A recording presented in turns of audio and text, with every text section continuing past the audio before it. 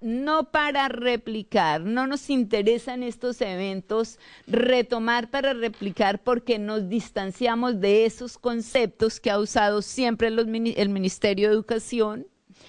Compartimos esto con muchos de los países que participamos, la llamamos iberoamericana porque es que el primer encuentro comenzó en España y España no se ha retirado de la red. Entonces, por eso decimos que es un movimiento pedagógico no solo latinoamericano, sino un iberoamericano, que por supuesto ha generado muchas dinámicas. Hoy ya no solamente se encuentran los profesores de ciencias naturales entre el mismo país, una de las redes que les comento que se llama el Grupo de Lenguaje de Bogotá, hoy forma parte de la red iberoamericana del lenguaje. En el encuentro de Argentina lideraron ya muchísimo, había mucha gente que comparten los enfoques, comparten sus grupos de investigación, ahora sí mediados por toda la tecnología, ha sido un encuentro maravilloso,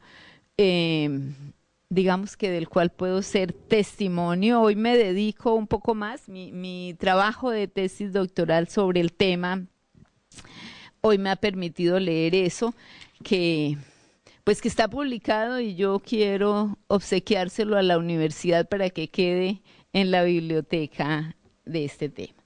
Bueno, ahora muy rápidamente, yo creo para no extenderme, voy a comentarles esta experiencia de la expedición pedagógica. La adelantamos en Colombia desde el 99 hasta hoy. Y la expedición nace como una red de redes. Expedición pedagógica, así físicamente como está el término, como un movimiento. Mi país tiene 32 departamentos, 45 millones de habitantes, es un país extenso.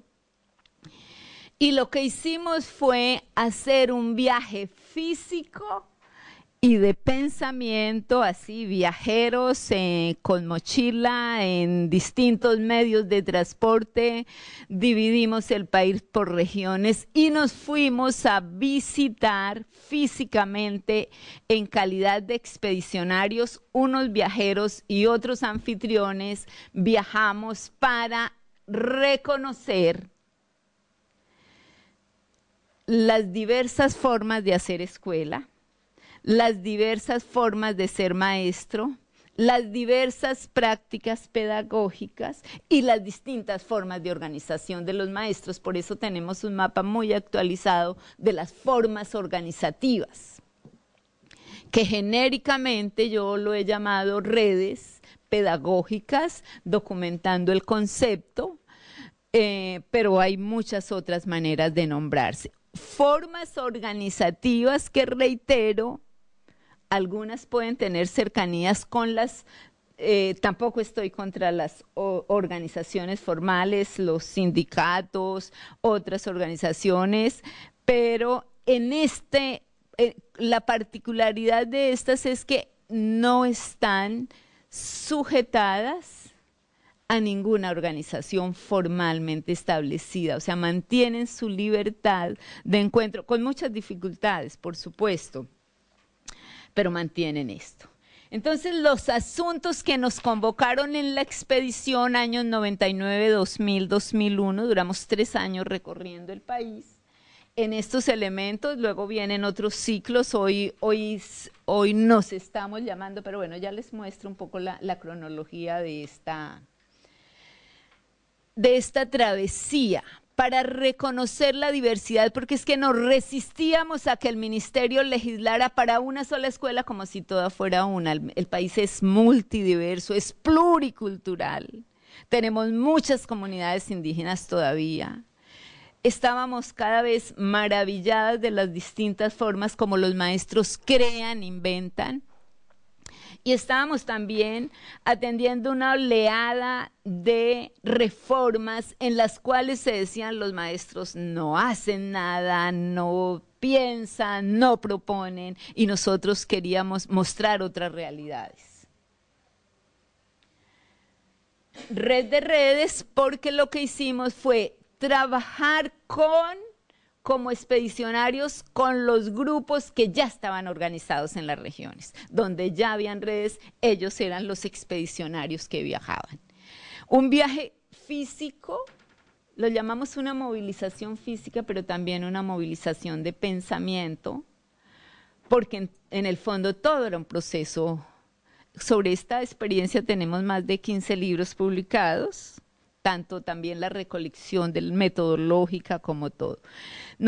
Esa travesía de visitar maestros, de reconocer otras instituciones, de ver la diversidad, nos permitió decir que lo que teníamos eran geopedagogías o pedagogías del lugar.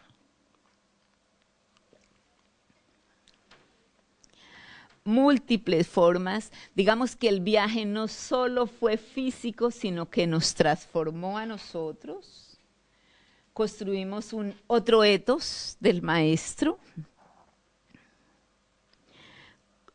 alistamos un equipaje, muchos lentes, unos viajeros, unas rutas, esa fue como la travesía. Este es el itinerario, un poco, 99, todo este año de producción, 2004, 2006, luego de haber hecho todos estos recorridos nos dedicamos un poco a hacer unos seminarios para hacer una producción de segundo orden después de los relatos. Cuando digo que llevábamos una caja de herramientas, es que la gente tenía distintos, desde el diario de campo hasta guías de entrevista, hasta todo el material audiovisual.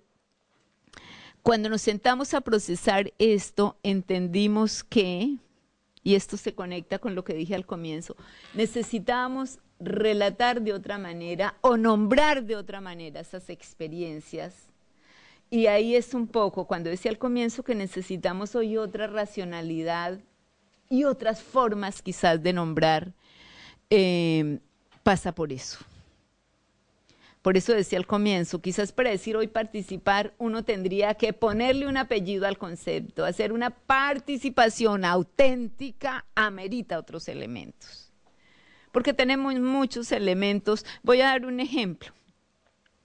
En mi país tuvo mucha trayectoria el concepto de escuela nueva. Tenemos un país muy rural. Y entonces ese concepto de escuela nueva ya significaba unas escuelas unitarias con una cierta metodología. Y entonces, si encontrábamos una experiencia bellísima, diferente, decir que era una escuela nueva, ese concepto no nos daba la significación que necesitábamos. Pero adicionalmente entendimos que los maestros, al analizar ese recorrido o esas prácticas, ya le daban una connotación de experiencias. Termino aquí con esta experiencia, este itinerario. Hoy el trabajo que hace, hoy nos llamamos movimiento expedicionario, el trabajo que hace, las posiciones que saca, las cartas a la ministra de Educación, digamos que ya es un grupo de reconocimiento, si se quiere, de otras propuestas alternativas, no contestatarias solamente, no reivindicativas, que es como el lugar tradicional fundamentalmente del sindicato, aunque se agencian unas nuevas posturas, pero sí con un reconocimiento académico y pedagógico de sus propuestas. Entendimos, y esto digamos que es parte de esas conclusiones, no se puede pensar ni legislar de una única manera, no se puede pensar que hay un solo modo de hacer escuela.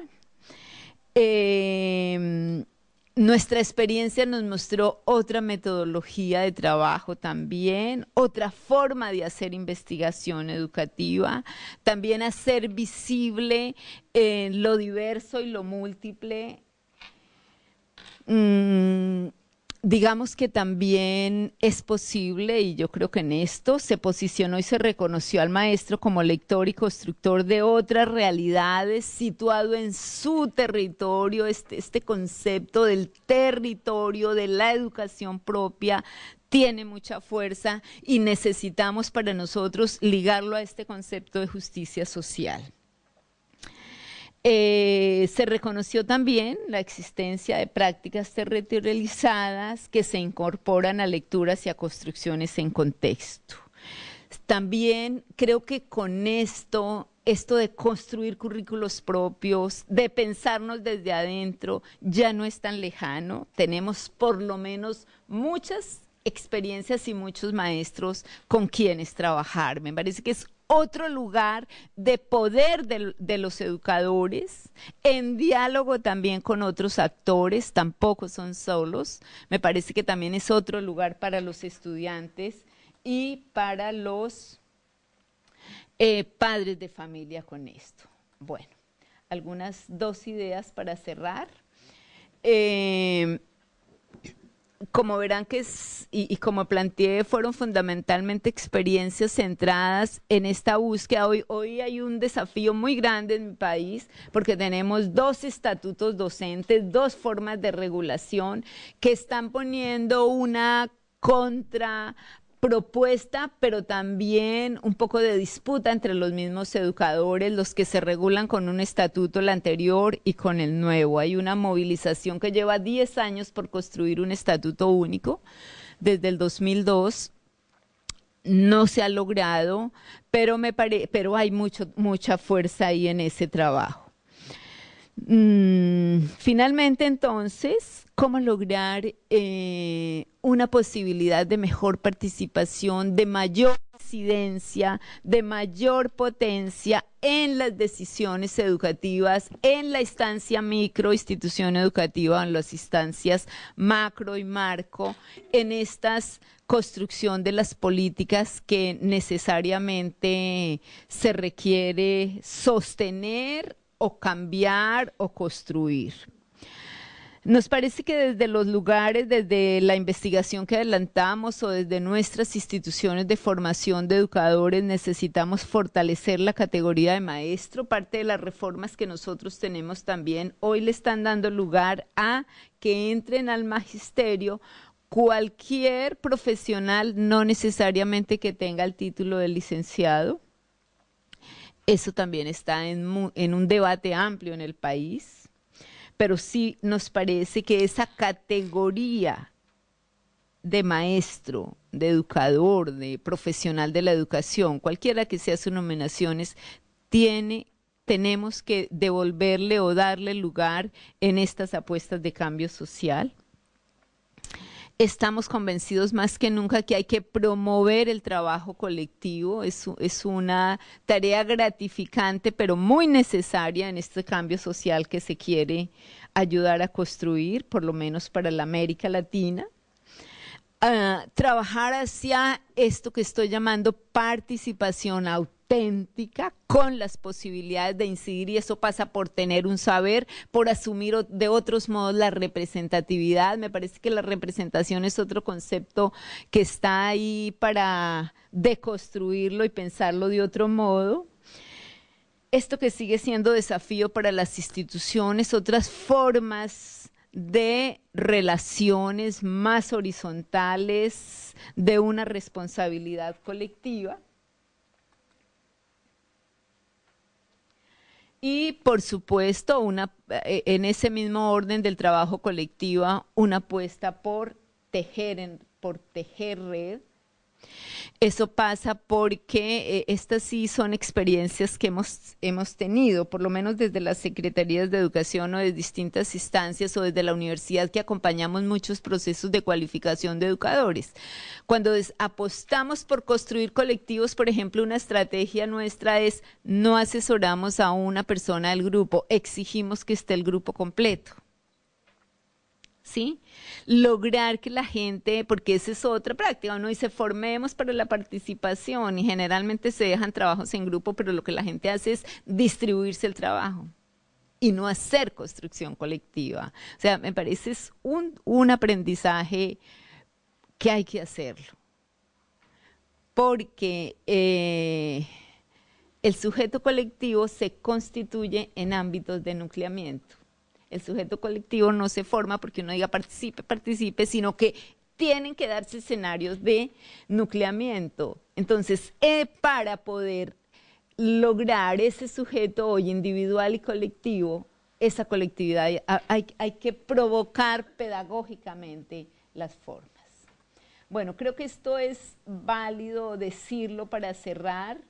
Por supuesto que un trabajo en red, un trabajo en colectivo, no puede pensarse como la tabla de salvación, la única manera, me parece que eso debe quedar claro, pero sí como una condición de posibilidad para las transformaciones. Diría, cerrando mi intervención, que lo más valioso, lo más importante, lo más gratificante que hemos podido ver es que los mismos educadores se reconozcan, sientan que tienen valor como sujetos transformadores sociales, no solamente como alguien que está ahí para administrar una clase, etcétera, sino que tienen un lugar histórico muy importante.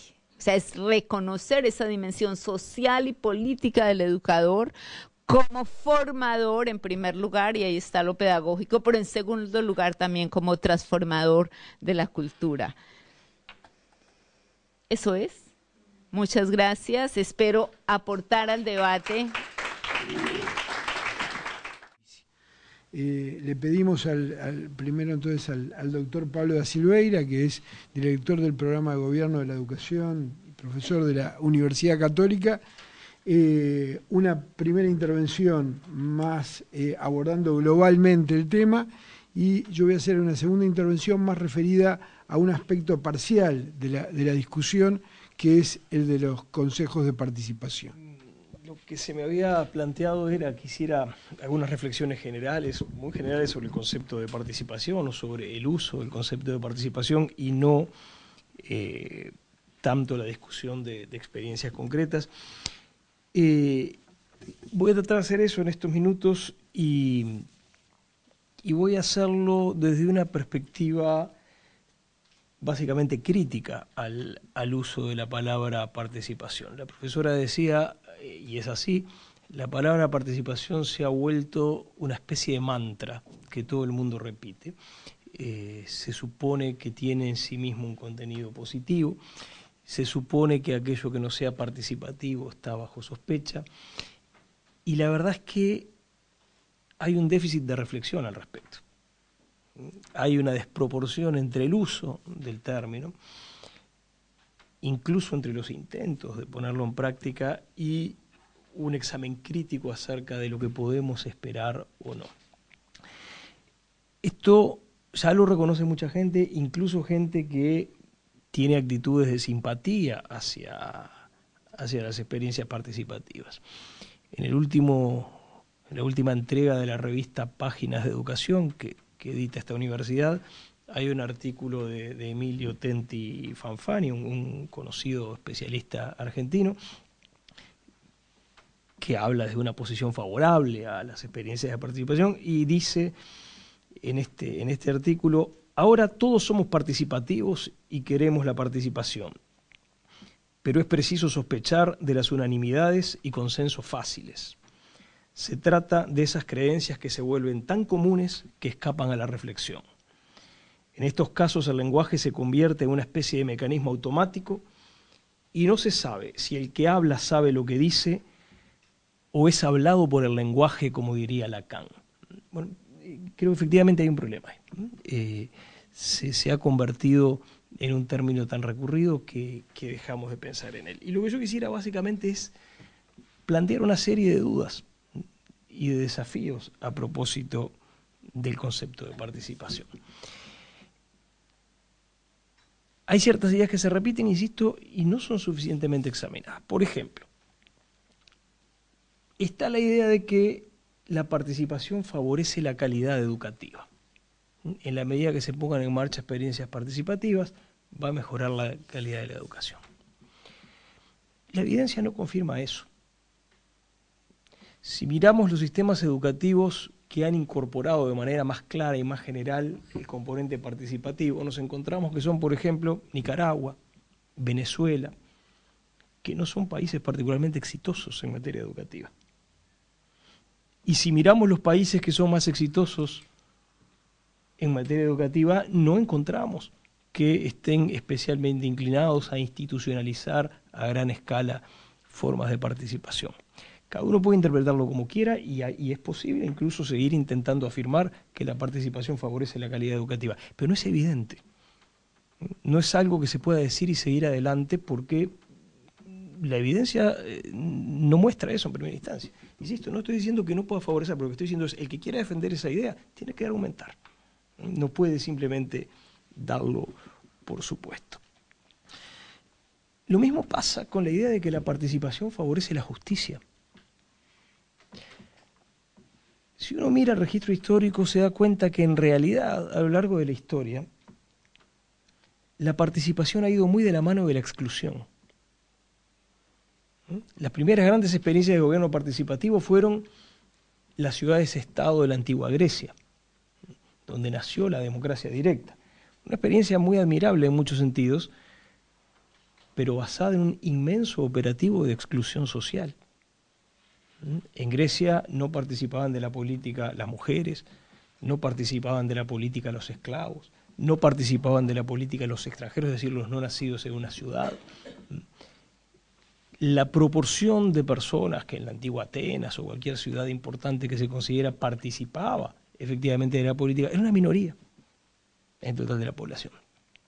Lo mismo pasa con las repúblicas del Renacimiento italiano, que son otra experiencia en muchos sentidos muy interesante de puesta en práctica del ideal participativo, porque están fundadas sobre fuertes operativos de exclusión. Y lo mismo pasa hasta hoy. Por ejemplo, tal vez uno de los lugares del mundo donde la idea original de participación se mantiene en estado más pura es Suiza, donde existe todavía la dinámica de asambleas ciudadanas y de permanentes recursos a mecanismos de referéndum para tomar decisiones. Bueno, Suiza también es el único país del mundo democrático donde al menos en algunos cantones las mujeres siguen estando excluidas de la política. Y se hace de manera muy participativa y se votan los hombres, por supuesto, y se hace referéndum y los hombres deciden que las mujeres van a seguir quedando afuera. Y el gobierno suizo tiene un problema porque obviamente eso no lo deja muy bien parado frente al mundo, pero no tiene manera de convencer a los ciudadanos de esos cantones que hagan algunas cosas diferentes. Esto no es casualidad. No es casualidad porque una característica de las dinámicas participativas es que funcionan muy bien en la pequeña escala, pero se complican cuando queremos hacer funcionar la dinámica participativa a gran escala, involucrando a millones de personas. No es fácil resolver ese problema. Eso explica por qué históricamente la participación ha ido asociada a la exclusión. No es cierto que la democracia directa en la Atenas del siglo V a.C. fuera posible porque eran pocos y hoy no es posible porque son muchos. No. Si hubiéramos repartido los derechos políticos en la antigua Atenas del mismo modo que se reparten hoy, la democracia directa hubiera sido imposible en la Atenas del siglo V a.C., porque no habría habido un lugar donde meter a toda esa gente, por ejemplo, a todas las mujeres que estaban afuera, además de todos los hombres, y no hubiera habido manera de que todos se escucharan. Bueno, y todos sabemos que cuando la decisión política queda en manos de minorías, ahí se empiezan a generar injusticias. Típicamente, si nosotros dejamos cierta decisión política en manos de minorías, eso tiende a favorecer las decisiones que concentran los beneficios y diluyen los costos. Y eso es una manera de perjudicar a mucha gente, a todos los que quedan sin voz. De modo que, de nuevo, puede ser que ciertas experiencias participativas favorezcan la justicia social, pero no es evidente. Y la experiencia histórica muestra más bien que la participación ha ido de la mano de la exclusión y de todas las consecuencias en términos de injusticia que la exclusión social trae. ¿La participación mejora la gestión, la calidad de la gestión? Depende. Depende porque si bien utilizamos la palabra participación para referirnos a todo, la naturaleza de la participación y la dinámica de funcionamiento de la participación varía mucho según los niveles en los que la intentemos. No es lo mismo intentar dinámicas participativas en el nivel donde se definen macropolíticas de gobierno que intentar dinámicas participativas en una escuela. no voy a entrar ahora en detalle, pero podemos conversarlo después, pero de manera global, la participación tiende a tener efectos más positivos sobre la calidad de las decisiones en la pequeña escala, y no tiende a tenerla en la gran escala. Una experiencia, si ustedes quieren, fue la experiencia de debate educativo que condujo a la última ley de educación. No es verdad que eso sea un modelo de buena discusión, ni de buena calidad de las decisiones. Eso se debe a muchas razones, que algunas de ellas tienen que ver con la propia dinámica de acumulación de mensajes que se generan en esquemas participativos. La única manera de acumular, de agregar mensajes es simplificar. Y entonces si uno construye esa clase de estructuras piramidales, al final lo que termina es sacrificando enormemente la riqueza que pudo haber abajo. Entonces es una ilusión que en realidad eso va a llegar hasta arriba, y luego hay toda otra serie de problemas sobre los que podemos hablar después. Entonces, sí, la participación puede ser interesante y puede tener efectos positivos en ciertas escalas, pero eso no significa necesariamente que las tengan todas las escalas. Por lo tanto, una vez más, decir como si fuera obvio que la participación mejora la calidad de la gestión o la calidad de las decisiones es ir demasiado rápido. Hay que abrir ese paquete y ver lo que hay adentro. Creo que además ocurre que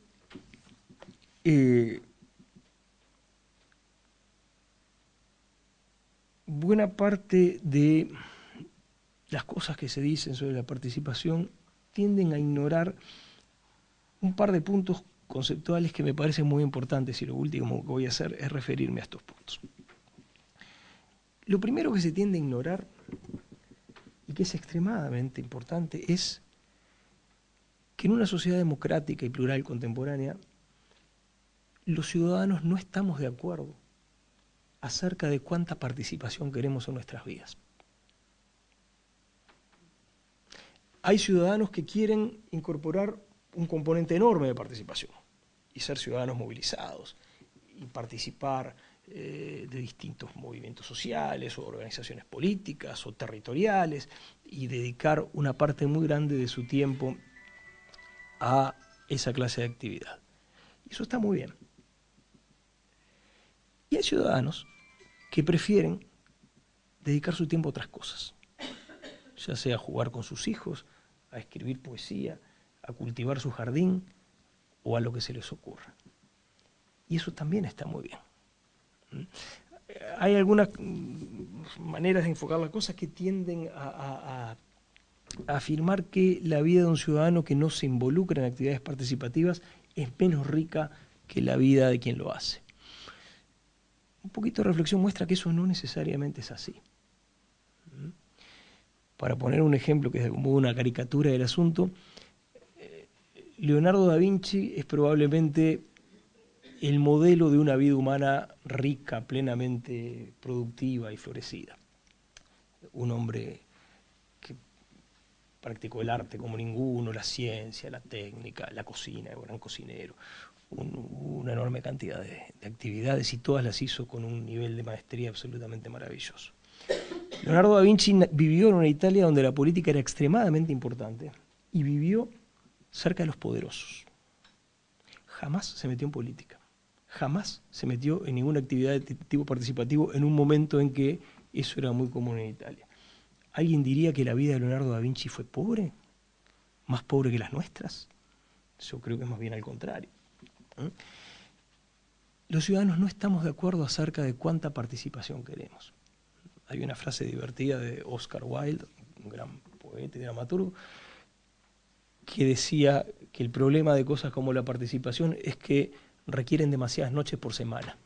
Y hay gente que legítimamente puede querer ocuparlas en otras cosas. Bueno, asumir como un hecho que los ciudadanos no estamos de acuerdo. Perdón, otra cosa, no solo ocurre que los ciudadanos no estamos de acuerdo en cuánta participación queremos en nuestra vida, además vamos cambiando de opinión a lo largo del tiempo. Hay un libro muy lindo de Albert Hirschman, que se los recomiendo, que se llama Compromisos Cambiantes, donde Hirschman muestra que una secuencia muy normal en la vida de la gente, una secuencia muy normal en la vida de todos nosotros, es que pasemos por etapas de nuestra vida donde queremos compromisos públicos y donde queremos involucrarnos en actividades participativas, y lo hacemos con gusto y lo disfrutamos muy bien, Y después esas cosas empiezan a cansarnos. Y el hecho de quedarnos en una asamblea hasta las 10 de la noche, que en una época nos parecía excitante y parte de lo lindo, empieza a parecernos un peso que ya no nos interesa y terminamos pasando una nueva etapa de nuestra vida en la que nos refugiamos en la vida privada. Y entonces tenemos hijos, los criamos, nos dedicamos a nuestros gustos. Y después de unos años nos empezamos a aburrir un poquito de nuestra vida privada y volvemos, bueno, y eso podemos hacerlo varias veces a lo largo de nuestra vida. Muchas veces tendemos a pendular entre etapas de mayor compromiso con lo público y con las estructuras participativas y etapas de mayor refugio en nuestra vida privada. Y está bien, no tiene nada de malo. Es parte de cómo vivimos todas las personas. ¿Por qué esto es muy importante? Porque nos obliga a distinguir entre políticas o iniciativas que tiendan a favorecer la participación como una opción entre otras que puedan tomar los ciudadanos, y políticas que vuelvan a la participación en un requisito obligatorio para poder influir sobre las decisiones comunes.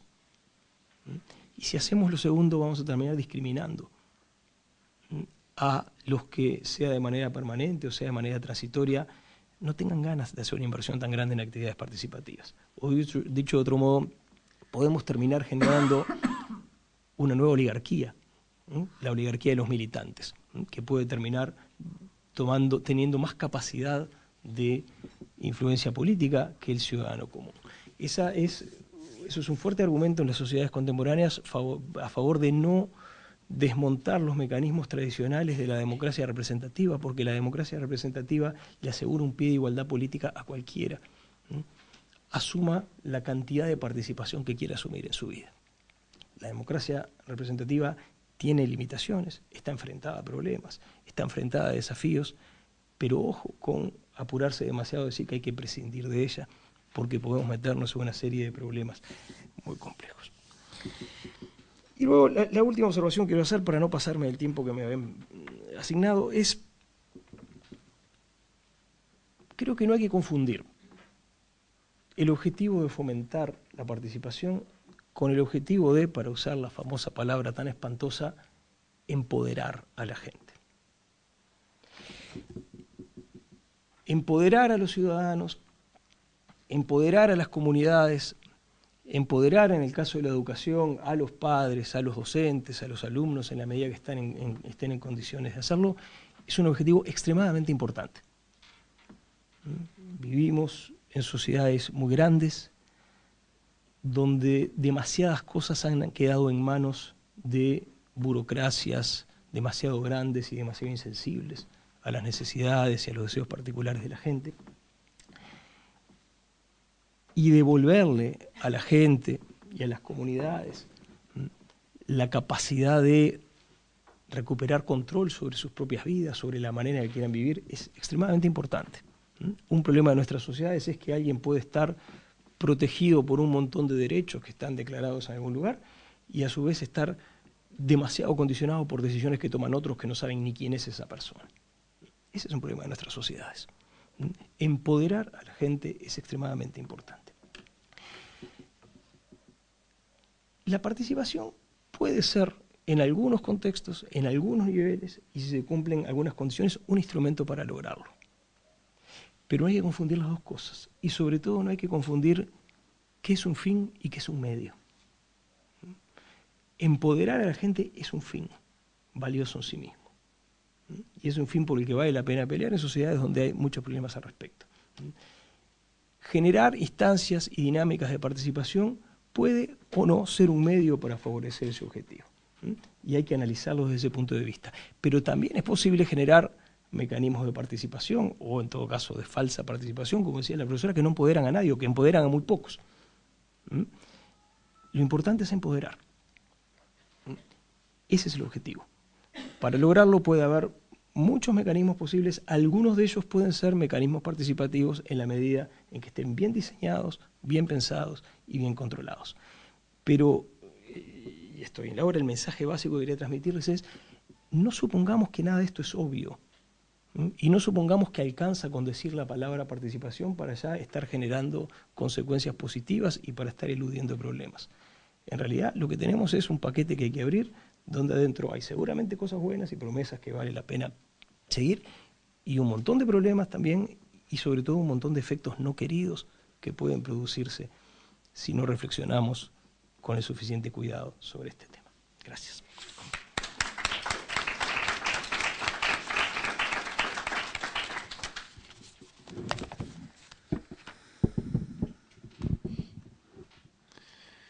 Muy bien, muchas gracias, Pablo. La exposición de Pablo yo creo que además puede disparar otras preguntas, que es quiénes, ya aterrizándola más en la realidad educativa y el marco institucional de la educación hoy en Uruguay. Una es quiénes tienen derecho a participar. El sistema educativo uruguayo viene reconociendo desde hace mucho tiempo, y especialmente con la Ley General de Educación, que quienes tienen derecho a participar son los docentes mucho más que el resto de la sociedad, y esa es otra discusión, si los trabajadores de determinados sectores tienen más derecho a participar, por ejemplo los médicos, en la conducción de la política de salud, o los militares en la conducción de la política de seguridad, que el resto de la sociedad. Esa es otra discusión que podría, me parece, conectarse con las preguntas que hacía Pablo sobre la eficacia en términos de calidad y en términos de justicia de la participación. Y creo que otra gran pregunta es cómo participar, porque Pablo hablaba, y también hablaba María Cristina antes, de la participación en ámbitos locales o en ámbitos micro. En la medida que la participación tiende a concentrarse en ámbitos centrales de decisión, tiende a ser, en el fondo, un mecanismo de representación segmentada, no un mecanismo de participación efectiva de la gente. O sea, los docentes elegimos a los representantes de los docentes, pero no es que participamos realmente en la conducción es un estamento de la sociedad que tiene derecho a elegir representantes, por ejemplo, para integrar el Consejo Directivo Central o para integrar el Consejo de Educación Primaria. Eso, digamos, como dos comentarios que era en realidad, y supliendo un poco el aporte de Nicolás Bentancur, que era un poco lo que le habíamos pedido que discutiera el modelo de participación propuesto especialmente por la Ley General de Educación. Yo me quiero referir a una herramienta especial que creó la ley del 2008, la Ley General de Educación, que fueron los consejos de participación, que son una instancia local integrada por representantes de los docentes, de los padres, de los alumnos y de la comunidad en cada centro educativo, cada escuela del sector público, ¿no?, del sector de gestión estatal, cada escuela, en cada liceo o en cada escuela técnica.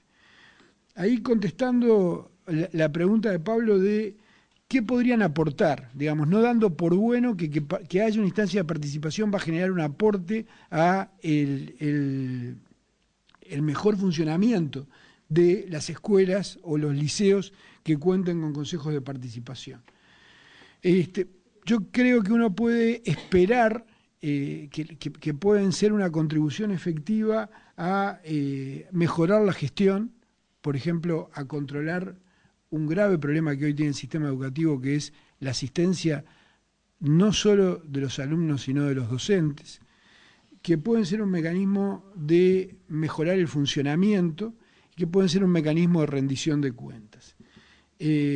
Hoy muchos centros educativos en nuestro país y en el mundo tienen un problema grave de convivencia. Que haya un ámbito representativo, plural, en donde se discutan los problemas de convivencia, parece un mecanismo idóneo, entre otros, para buscar formas para resolverlo.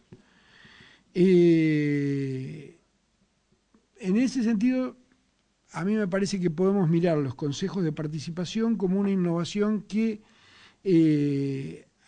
a la vez aporta un cambio en la estructura. Las escuelas en el Uruguay eran tradicionalmente un campo exclusivo de los docentes. En buena medida, culturalmente siguen siéndolo, pero normativamente la creación de los consejos cambia las reglas de juego. Yo no sé si alguno de ustedes tuvo la oportunidad de leer el reglamento de las comisiones de fomento que existía hasta el año 2008 y que todavía debe estar vigente porque nadie lo debe haber cambiado, pero la ley de hecho lo corrigió. En el artículo, no me acuerdo si 8º o 9º, dice que los padres que integran la comisión de fomento no pueden opinar ni intervenir en nada que tenga que ver con el funcionamiento del centro educativo. O sea, y en el Uruguay funcionaron miles de comisiones de fomento durante décadas y a nadie se le ocurrió protestar o decir acá tenemos un problema o acá tenemos una injusticia, nos piden que juntemos plata, nos piden que organicemos una kermés, pero no nos dejan opinar sobre nada que tenga que ver de lo que pasa en relación a la práctica educativa, a la vida educativa de la escuela o del liceo.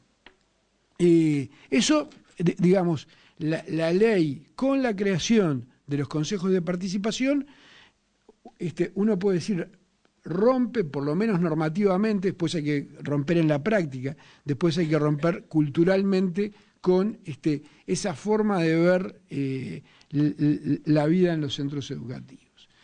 De cualquier manera, a mí me parece bueno vincular el tema de los consejos de participación con la cuestión de qué capacidad efectiva